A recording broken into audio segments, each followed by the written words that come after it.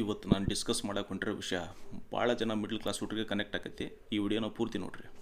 ನಮ್ಮ ಉತ್ತರ ಕರ್ನಾಟಕದ ಕಡೆ ಎಕ್ಸ್ಪೆಷಲಿ ನಾನು ಒಂದೆರಡು ಘಟನೆ ನೋಡ್ದಂಗೆ ನಮ್ಮ ಹಳ್ಳಿ ಒಳಗೆ ಒಂದು ಸಿಕ್ಕಾಪಟ್ಟೆ ಆಸ್ತಿ ಇದ್ದ ಮನೆತನ, ಒಂದು 50-60 ಎಕರೆ ಹೊಲ ಐತಿ. ಇಬ್ಬರು ಗಂಡು ಮಕ್ಕಳು. ಅಷ್ಟೆಲ್ಲ ಆಸ್ತಿ ಇದ್ದರೂ ಆ ಗಂಡು ಮಕ್ಕಳು ಕುಡ್ತದ ದಾಸರಾಗ್ಬಿಟ್ರ, ಚಟಗಳ ದಾಸರಾಗ್ಯಾರ. 10 ರೂಪಾಯಿಗೆ 20 ರೂಪಾಯಿಗೆಲ್ಲ ಮಂದಿ ಹತ್ರ ಕೈ ಹೊಡ್ತಾರೆ.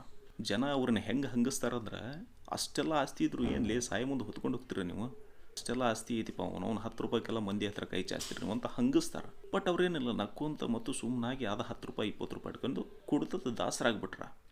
ಬಟ್ ಇದೆಲ್ಲ ಪರಿಸ್ಥಿತಿ ಯಾಕಾತಂತ ಸ್ವಲ್ಪ ನಾವು ಮೂಲ ಹುಡುಕಕ್ಕೆ ಹೋದ್ರೆ, ಅವ್ರ ತಂದೆಗಳು ಈ ಸ್ವಾತಂತ್ರ್ಯ ಸಿಕ್ಕ ಮೇಲೆ ಸೆಕೆಂಡ್ ಜನ್ರೇಷನ್ ಅಂದ್ರೆ ಈಗ 65-70 ವಯಸ್ಸಿನ ಏನು ಅದಾರಲ್ಲ ಪೇರೆಂಟ್ಸ್ ಅವರು. ಬಟ್ ಊರಾಗ ಕೆಲವೊಬ್ಬರು ಹೋಗಿ ಅವ್ರ ಹತ್ರ ಮಾತಾಡಿ, ಅಲ್ಲೋ ಅವ್ರನ್ನೆಲ್ಲ ಆ ಪರಿಸ್ಥಿತಿ ಒಳಗೆ ಅದಕ್ಕೆ ಬಿಟ್ಟು ಅವ್ರಿಗೂ ಸ್ವಲ್ಪ ಆಸ್ತಿ ಎಲ್ಲ ಅವ್ರ ಹೆಸರಲ್ಲೇ ಮಾಡಿ ಜವಾಬ್ದಾರಿ ಕೊಡು, ನಂದು ಅಂತ ಬಂದ್ರೆ ಯಾರಾದರೂ ಜವಾಬ್ದಾರಿಯಿಂದ ನಡ್ಕೊತಾರೆ. ಹಾಳು ಮಾಡೋಕೆ ಮನಸ್ಸು ಮಾಡಲ್ಲ ಅಂದ್ರೆ ಏನು ಹೇಳ್ತಾರೆ ಅವ್ರು? ಆಸ್ತಿನ ಕೊಡೋದಲ್ಪ, ನನ್ನ ಜೀವ ಹೋದ್ರೂ ಆಸ್ತಿ ಕೊಡಲ್ಲ. ಅವ್ರ ಆಸ್ತಿ ಉಳಿಸ್ಕೊಳ್ಳಲ್ಲೋ, ಅವ್ರ ಮೇಲೆ ನಂಬಿಕೆನೇ ಇಲ್ಲ ಇವ್ರಿಗೆ.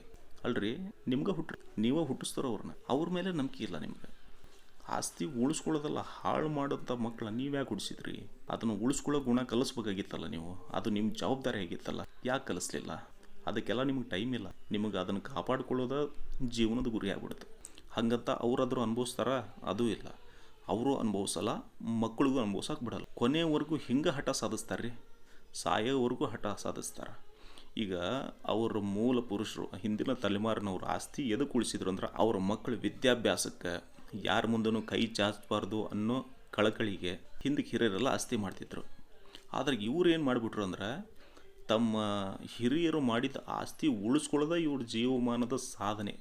ನಾವು ಹುಟ್ಟಿರೋದ ಅದಕ್ಕೆ ಅನ್ನಂಗೆ ಬದುಕಿಬಿಟ್ರು. ಅಲ್ಲಿ ಸಫರ್ ಆದವ್ರು ಯಾರು? ಇವ್ರ ಮಕ್ಕಳು. ಚಟಗಳ ದಾಸರಾಗಿ, ಮನೆ ಒಳಗೆ ಕಳ್ಳರಾಗಿ, ಸಮಾಜದ ಚುಚ್ಚು ಮಾತಿಗೆ ಸಿಕ್ಕಾಕೊಂಡು ಸಾಯ್ಬೇಕು ಬದುಕಬೇಕನ್ನೋ ಪರಿಸ್ಥಿತಿಗೆ ಅದಾರ. ಕೊನೆಗೆ ಇವರು ಆಸ್ತಿ ಆಸ್ತಿ ಆಸ್ತಿ ಅಂತ ಮಕ್ಕಳು ಒಳ್ಳೆ ಎಜುಕೇಷನು ಕೊಡಿಸ್ತಾ, ಒಳ್ಳೆ ಸಂಸ್ಕಾರವನ್ನು ಕಲಿಸ್ತಾ ಸತ್ತೋಗ್ಬಿಡ್ತಾರೆ.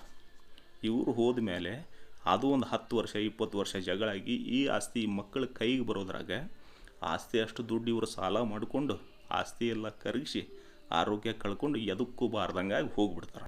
ಏನಾಯ್ತು ಇವ್ರ ಸಾಧನೆ? ಆಸ್ತಿ ಉಳ್ದಿದ್ದದಕ್ಕೆ ಅವರು ಅನುಭವಿಸ್ಲಿಲ್ಲ, ಇವರು ಒಳ್ಳೆ ಎಜುಕೇಷನ್ಗೆ ಆಗಲಿಲ್ಲ, ಸಂಸ್ಕಾರನೂ ಕಲೀಲಿಲ್ಲ, ಕಡೆಗೆ ಆಸ್ತಿನೂ ಇವರು ಉಳಿಸ್ಕೊಲಿಲ್ಲ. ಅದನ್ನೆಲ್ಲ ಬಿಟ್ಟು ಒಳ್ಳೆ ಸಂಸ್ಕಾರ, ಒಳ್ಳೆ ಎಜುಕೇಷನ್ನು ಎಲ್ಲ ಕೊಟ್ಟು ಚೆಂದಗೆ ಬೆಳೆಸಿದ್ರಿ ಅಂದ್ರೆ ನಿಮ್ಮ ಆಸ್ತಿನೂ ಉಳಿತಿತ್ತು, ನಿಮ್ಮ ಮಕ್ಕಳು ಆರೋಗ್ಯವಾಗಿ ಇರ್ತಿತ್ತು. ಇದು ಎಲ್ಲರೂ ಕಥೆಯಲ್ಲ, ಬಟ್ ಎಲ್ಲ ಹಳ್ಳಿಗಳಿಗೂ ಒಂದಲ್ಲ ಎರಡು ಈ ಥರ ಘಟನೆ ಆಗೇ ಆಗ್ತಾವೆ. ಬೇಕಾದ್ರೆ ನೋಡ್ರಿ, ಇಂಥ ಹಿರಿಯರಿಂದ ಎಷ್ಟೋ ಜನ ಸಿಕ್ಕಾಬಿಟ್ಟೆ ಕಷ್ಟ ಅನುಭವಿಸ್ತಾರೆ.